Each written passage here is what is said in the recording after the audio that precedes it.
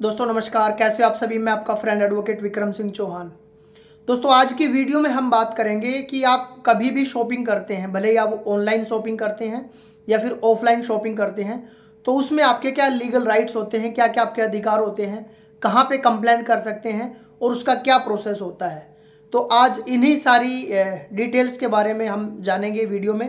तो हम शुरू करते हैं। तो सबसे पहले हम बात करते हैं कि एक बेसिक जो हमारे राइट्स वो क्या क्या होते हैं।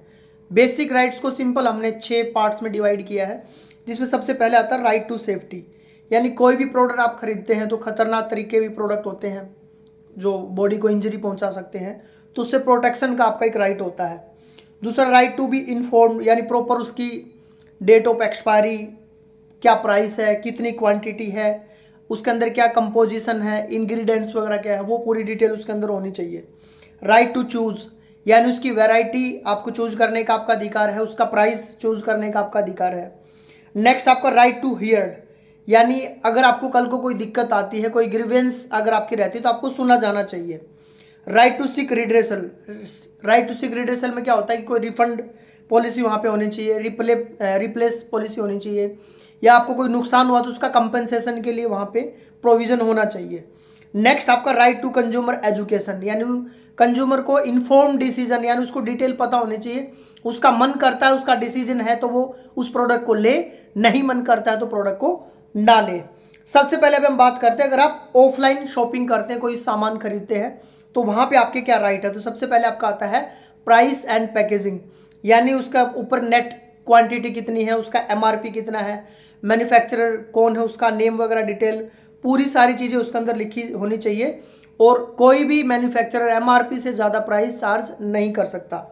दूसरा होता है एक्सपायरी और फूड सेफ्टी, अगर आप कोई खाने की चीज़ें लेते हो तो उस पर एक्सपायरी या बेस्ट बिफोर यूज़ लिखा होना चाहिए। और फूड सेफ्टी के कुछ रूल्स होते हैं, FSSAI, फूड सेफ्टी सिक्योरिटी के लिए एक गवर्नमेंट का लाइसेंस लेना पड़ता है और उसके नॉर्म्स को फॉलो करना पड़ता है, तो उसके सारी डिटेल्स उसके अकॉर्डिंग होनी चाहिए। तो वहाँ पे आपके पास डबल राइट्स हो जाते हैं, आप FSI में भी कंप्लेंट कर सकते हो और कंज्यूमर प्रोटेक्शन एक्ट के तहत आप कंज्यूमर कोर्ट में भी जा सकते हो। दूसरा, अगर रॉन्ग और शॉर्ट सप्लाई होती है, यानी उसमें वेट मान लीजिए 1 kg दिया हुआ है और दिया जा रहा है आपको 900 ग्राम, तो कहीं ना कहीं 100 ग्राम का वहाँ फॉल्ट है, या कोई टूटा फूटा या कोई फटा हुआ या एक्सपायरी सामान आपको दिया जा रहा है। नेक्स्ट आता है एक्सचेंज और रिटर्न, कोई सामान अगर गलत आता है, कोई पैकिंग फटी हुई आती है, या जो डिटेल्स उसमें दी उससे अलग प्रोडक्ट मिलता है, तो आप रिटर्न और एक्सचेंज कर सकते हो। तो ये तो थे आपके, अगर आप ऑफलाइन शॉपिंग करते हैं तो उसके आपके राइट्स। अब हम बात करते हैं अगर आप ऑनलाइन शॉपिंग करते हो तो उसमें आपके क्या राइट्स होते हैं। तो सबसे पहले ई कॉमर्स रूल्स आया था 2020 के अंदर, उसके अंदर आपके राइट्स होते हैं जिसमें आप रिटर्न कर सकते हो, आप रिफंड कर सकते हो, आप अपने ऑर्डर को कैंसिल कर सकते हो। तो ये 3 आपको बेसिक उसके अंदर राइट्स दिए गए हैं। जब भी आप ऑनलाइन शॉपिंग करते हैं तो आपको कुछ चीज़ों का ध्यान रखना है। सबसे पहले जब भी आप ऑर्डर लगाते हैं तो उस ऑर्डर आईडी को सेव कीजिए, इनवॉइस को अपने पास सेव रखिए। डिलीवरी अगर आपके पास हुई तो उस टाइम पे जब प्रोडक्ट आपके पास आता है उसकी फोटोग्राफी और वीडियोग्राफी आप कर लीजिए। डिलीवरी पार्टनर्स, अगर मान लीजिए किसी जैसे डिलीवरी या कोई भी, मैं किसी ब्रांड का नाम नहीं लेना चाहूँगा, जितने भी डिलीवरी कंपनीज हैं उनका कोई पार्टनर, तो उसके आपको रिसिप्ट मिलती है, उसके प्रूफ आप रखिए।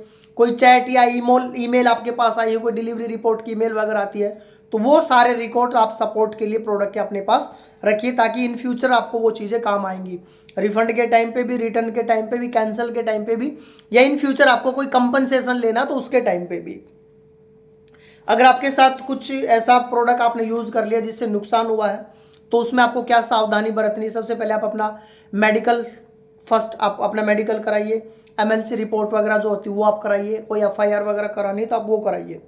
उसका प्रोडक्ट की पैकेजिंग, इनवॉइस वगैरह जो मैंने आपको बताया था, सारे एविडेंस आप कलेक्ट कीजिए। सबसे पहले उस कंपनी को रिटर्न लीगल नोटिस भेजिए मैन्युफैक्चरर के पास, और उनसे आप रिप्लेस, रिपेयर या कैंसिलेशन या रिफंड जिस चीज़ के लिए आपको चाहिए, आप उनको सबसे पहले आप कंपनसेशन वगैरह के लिए आप बोलिए। अगर वो वहाँ से आपका सॉल्यूशन नहीं देते हैं तो उसके बाद आप अपना आगे रेमेडीज़ के लिए जा सकते हैं जो आपके लीगल अधिकार है।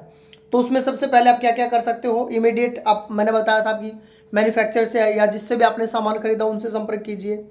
उसके बाद इंजरी अगर होती है तो आप अपना मेडिकल कराइए, FIR वगैरह पुलिस स्टेशन में जाके वहाँ से आप हेल्प लीजिए।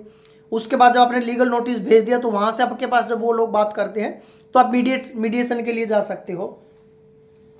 उसके बाद अगर आपको सॉल्यूशन नहीं मिलता तो फिर आप कंज्यूमर फॉर्म में जा सकते हो। अब इसमें कंज्यूमर फॉर्म होता है डिस्ट्रिक्ट लेवल पे, स्टेट लेवल पे और नेशनल लेवल पे। तो डिस्ट्रिक्ट लेवल पे वहाँ जो हम जाते हैं कंज्यूमर फॉर्म में, अगर आपका मामला 50 लाख रुपए तक है तो आप डिस्ट्रिक्ट कोर्ट में जा सकते हो। अगर आपका मामला 50 लाख से 2 करोड़ के बीच में है तो आप स्टेट लेवल का जो कंज्यूमर कोर्ट होता है वहाँ पे आप जा सकते हो कंज्यूमर फॉर्म में। और अगर आपका 2 करोड़ से ऊपर का मामला है तो फिर आप नेशनल लेवल पे जो हमारा कंज्यूमर कोर्ट या कंज्यूमर फॉर्म होता है आप वहाँ पे जा सकते हो। क्या क्या चीज़ें आपको एविडेंस के लिए रखनी हो मैंने आपको ऑलरेडी बता दिया। इनवॉइस हुआ, ऑर्डर का स्क्रीनशॉट हुआ, पेमेंट का प्रूफ हुआ, प्रोडक्ट के फोटोज हुए, जो उसका सीरियल नंबर जो उस पर लिखा था, डिफेक्ट है, पैकेजिंग, एमआरपी वगैरह वो फोटो हो, डिलीवरी आपके पास हुई। और एक चीज़ का ध्यान रखना, जब भी आप कभी भी फोटोग्राफी या वीडियोग्राफी इस तरह के प्रोडक्ट की करते हैं तो उसको हमें टाइम स्टाम्प कैमरे से करना है। टाइम स्टाम्प कैमरा आपने देखा होगा, उसमें नीचे कॉर्नर में जब आप फोटो या वीडियो लेते हो तो डेट, टाइम और वहाँ की लोकेशन उठाता है, तो वो आपके पास होना चाहिए। आपका कोई कम्युनिकेशन चैट के थ्रू, ईमेल के थ्रू हुआ तो आपके पास वो सारी चीज़ें होनी चाहिए। कुछ इंजरी हुई तो मेडिकल रिपोर्ट या एफआईआर रिपोर्ट आपके पास होनी चाहिए। और आप अपना एक्सपर्ट से भी अपना लैब रिपोर्ट भी ले सकते हैं। तो ये सारी चीज़ें आपके पास होनी चाहिए। और कभी भी आप सामान खरीदें तो आपको परेशान होने की ज़रूरत नहीं है। आपके पास आपके लीगल राइट्स हैं, आप अवेयर रहेंगे तो इन चीज़ों से आप बच सकते हैं। नेक्स्ट वीडियो दोस्तों आप किस टॉपिक पे चाह रहे प्लीज़ कमेंट बॉक्स में मेंशन कीजिए। हम लोग उसी टॉपिक पे आप साथियों के लिए वीडियो लेके आएंगे। तब तक आप अपना प्यार और आशीर्वाद ऐसे बनाए रखिए। हम जल्द मिलते हैं एक और नई वीडियो के साथ। तब तक आप साथियों का दिल की गहराई से बहुत बहुत धन्यवाद। जय हिंद, जय भारत, वंदे मातरम। Thank you very much.